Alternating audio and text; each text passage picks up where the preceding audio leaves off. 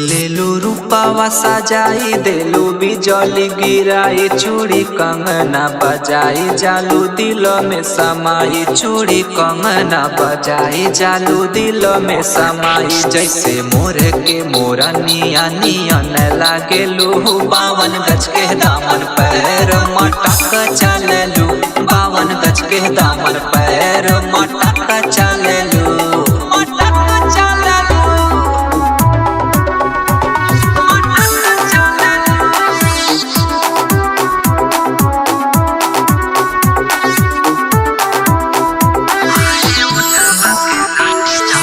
उठावा के लाली जाके कानावा के बाली फीका लागे देखा चान मन के पंछी उड़े डाली रानी सोने के चिड़ैया नियन लागेलू 52 गज के दामन पैर मटका चललू 52 गज के दामन पैर मटका चललू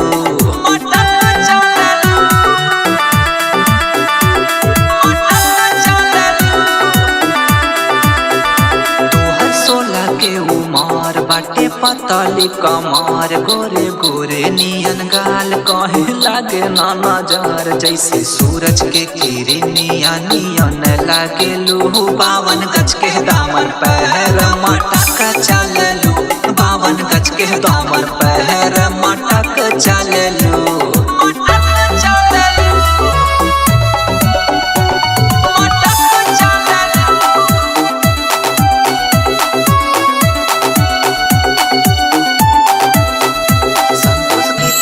संतोष गीतिया सजाई दीपक देला होना चाहिए सब सुन होई मगन पूरा डीजवा बजाई हमरा दिलावा के गोरी धड़कन लागेलू 52 गज के दामन पैर